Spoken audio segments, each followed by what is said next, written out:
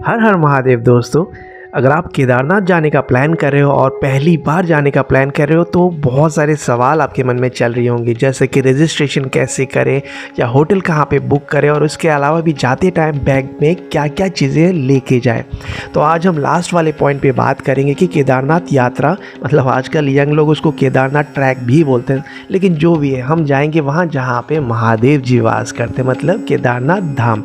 और बात करेंगे कि अगर आप पहली बार वहाँ पे जा रहे हैं तो आपको क्या क्या चीज़ें साथ में लेके जाना चाहिए और क्या क्या चीज़ें बिल्कुल मिस नहीं करना चाहिए, क्योंकि अगर आपने मिस कर दिया तो वहाँ जाके अफसोस करके कोई फ़ायदा नहीं होगा, क्योंकि वहाँ मिलेगा ही नहीं। तो जो भी आपको लेके जाना है नीचे से ही लेके जाना है और पूरी तैयारी के साथ केदारनाथ यात्रा पे निकलना है। ये ब्लॉग स्पेशली उनके लिए बहुत ज़्यादा फ़ायदेमंद होने वाला है जो पहली बार यात्रा करने वाले हैं। तो मेरा नाम है भास्कर और आप देख रहे हैं फिटनेस एंड ट्रैवल जॉकी। तो चलिए स्टार्ट करते हैं ब्लॉग को। तो सबसे पहले चारधाम की यात्रा के लिए आपको ई पास का प्रिंट रखना चाहिए। वो आप मोबाइल पे भी रख सकते हैं या उसका हार्ड कॉपी भी साथ में रख सकते हैं।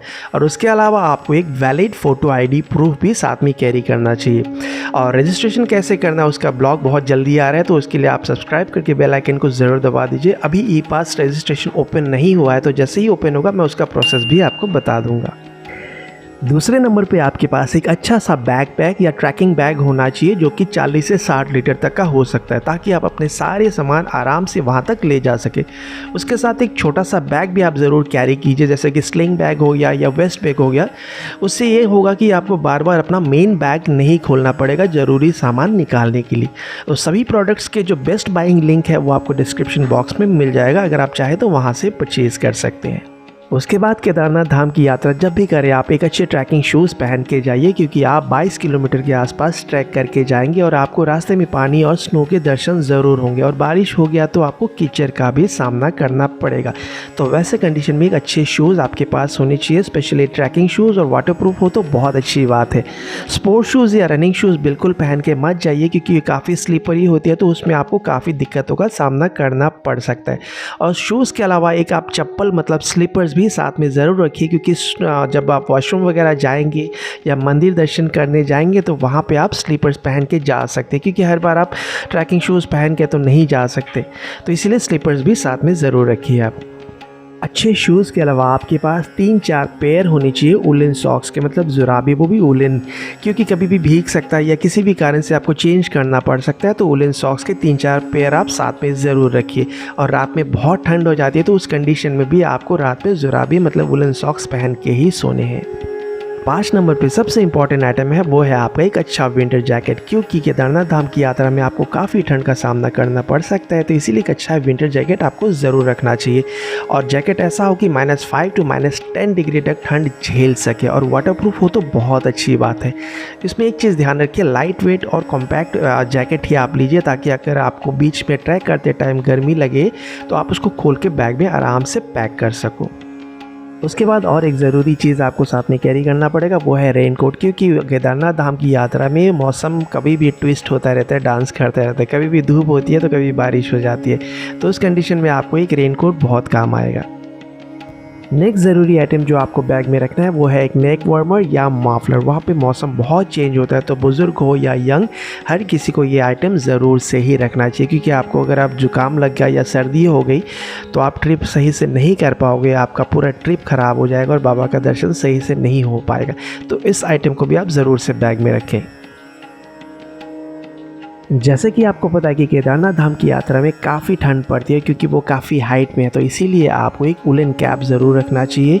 और साथ में बीच बीच में आपको धूप का भी सामना करना पड़ सकता है, तो इसलिए एक समर कैप भी साथ में रखिए। अभी तक अगर आपको वीडियो इन्फॉर्मेटिव लग रहा है तो एक लाइक ज़रूर कर दीजिएगा और सब्सक्राइब करके बेल आइकन को भी ज़रूर दबा दीजिएगा, क्योंकि मैं केदारनाथ धाम के ऊपर काफ़ी सारे इन्फॉर्मेटिव वीडियोज़ आगे भी लाने वाला हूँ, और इंडिया के अलग अलग कोने से ट्रैवल इन्फॉर्मेशन मैं आपके साथ शेयर करता रहता हूँ। नेक्स्ट जो इम्पॉर्टेंट चीज़ है वो है आपका एक अच्छा ट्रैक पैंट या एक कंफर्टेबल पैंट। जब भी आप ट्रैकिंग करें तो आपका कंफर्टेबल पैंट पहनना बहुत ज़रूरी है, ताकि आपको चलने में आसानी हो। ध्यान रखिए आप जीन्स बिल्कुल पहन के मत जाइए, नहीं तो आप बहुत ज़्यादा परेशान हो जाओगे और ट्रैकिंग सही से नहीं कर पाओगे। एक ट्रैकिंग पैंट हो गया या एक कंफर्टेबल कार्गो हो गया, वो आप पहन के ज़रूर जा सकते हो ट्रैकिंग के दौरान। तो अब बात करते हैं केदारनाथ धाम की यात्रा करते टाइम आपको क्या क्या खाने पीने की चीज़ें साथ में आपको रखना चाहिए। तो सबसे पहले आप ड्राई फ्रूट्स ज़रूर रखें, उससे आपको एनर्जी मिलेगी। उसके बाद आप बिस्किट्स का पैकेट रख सकते हैं, एनर्जी बार्स आपको बहुत काम देगा। और साथ में आप ग्लूकोज या इलेक्ट्रॉल रख सकते हैं, जिसको आप पानी में मिला के अपने आप को हाइड्रेट रख सकते हैं। और फिर आप एप्पल्स भी साथ में रख सकते हैं, वो भी बहुत अच्छी चीज़ है। चिप्स वगैरह साथ में ना ही रखें तो अच्छा है, क्योंकि उससे आपका स्टमक अपसेट हो सकता है। उसके अलावा एक अच्छा सा पानी का बोतल आप ज़रूर कैरी करें साथ में, जिसमें आपका पानी गर्म रहे। प्लास्टिक बॉटल्स को इग्नोर करें तो ही अच्छा रहेगा। वैसे वहाँ पे तो आराम से आपको पानी मिल जाएगा, क्योंकि पहाड़ों में पानी की कोई दिक्कत नहीं होती है। 11 नंबर पे मैंने सबसे इम्पॉर्टेंट आइटम रखा है, वो है मेडिसिन्स। क्योंकि पहाड़ों में जब भी आप जाते हैं तो काफ़ी अलग अलग सिचुएशंस होते हैं, क्लाइमेट चेंज होता रहता है, तो बीमार पड़ने के काफ़ी ज़्यादा चांसेस रहते हैं। और ट्रैकिंग के दौरान भी काफ़ी सारी प्रॉब्लम्स आ सकती है, तो इसके लिए आपको तैयारी करके जाना है और सभी ज़रूरी मेडिसिन्स कैरी करने हैं। तो लिस्ट में मैंने कुछ इंपॉर्टेंट मेडिसिन्स लिखे हैं, उनको आप ज़रूर से कंसिडर कर सकते हैं अपने साथ लेके जाने के लिए। तो यात्रा के दौरान कुछ ज़रूरी इलेक्ट्रॉनिक आइटम्स भी आपको साथ में कैरी करने चाहिए। एक तो हो गया आपका पावर बैंक, क्योंकि वहाँ पे पावर बैंक की बहुत ज़रूरत पड़ेगी। चार्जिंग ऑप्शंस इतने नहीं होते, आपको पॉइंट्स इतने आसानी से नहीं मिलेंगे। दूसरा जो हो गया, आपको एक साथ में टॉर्च कैरी करना चाहिए, क्योंकि आप सुबह बहुत जल्दी लगभग 4:30 बजे स्टार्ट करेंगे अपना ट्रैक, और वापस भी आप बहुत सुबह सुबह करेंगे अंधेरे में। तो उस हिसाब से आपको छोटा सा पोर्टेबल आपको टॉर्च साथ में रखना चाहिए। और साथ में एक छोटा सा 2 पॉइंट वाला एटलीस्ट पावर जो स्ट्रिप होता है वो भी आप साथ में रखिए, ताकि आप और आपका दोस्त एक साथ अगर चाहे तो एक ही जगह पे चार्ज कर सके, क्योंकि वहाँ पे इतनी ज़्यादा पॉइंट्स नहीं होते चार्जिंग के लिए। उसके बाद जो ज़रूरी चीज़ आप रखेंगे वो है अच्छा सा सनग्लास, क्योंकि वहाँ पे धूप भी हो सकता है, तो सनग्लास की आपको ज़रूरत पड़ेगी। और ढेर सारे खूबसूरत फ़ोटोज़ क्लिक करने हैं तो सनग्लास तो चाहिए, है ना। 14 नंबर पे जो सामान आपको अपने बैग में रखना है वो है लाइट वेट टॉवल्स, या आप कह सकते हैं गमछा भी आप रख सकते हैं।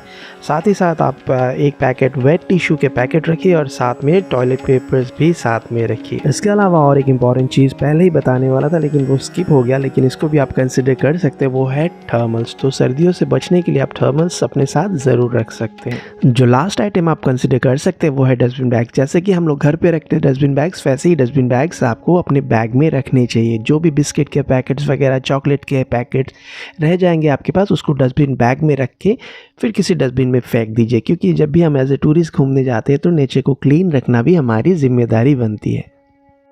जितने भी आइटम्स मैंने अभी डिस्क्राइब किया है वो उनकी लिंक आपको डिस्क्रिप्शन बॉक्स में मिल जाएगा, अगर आप चाहें तो वहाँ से खरीद सकते हैं। तो ये है वो 15 आइटम जो कि आप केदारनाथ धाम की यात्रा में बिल्कुल मिस नहीं कर सकते। मैंने लिस्ट डाल दिया, उसको देख के आप आराम से पैकिंग कर सकते हो। किसी और ट्रैक के लिए भी इस लिस्ट को आप फॉलो ज़रूर कर सकते हो। तो केदारनाथ धाम के ऊपर और भी वीडियोस हैं, वो आप चेक कर सकते हो, और आने वाले वीडियोस के लिए आप सब्सक्राइब करके बेल आइकन को ज़रूर दबा दीजिए। अगर आपको ये वीडियो इन्फॉर्मेटिव लगा तो लाइक कीजिए, और अपने दोस्तों के साथ शेयर ज़रूर कीजिए जो कि केदारनाथ धाम जाने का प्लान कर रहे हैं। तो मिलते हैं नेक्स्ट ब्लॉग में, तब तक खुश रहिए, आसपास सफाई बनाए रखिए, हंसते रहिए और घूमते रहिए अपने दोस्तों और फैमिली के साथ। Take care and bye bye.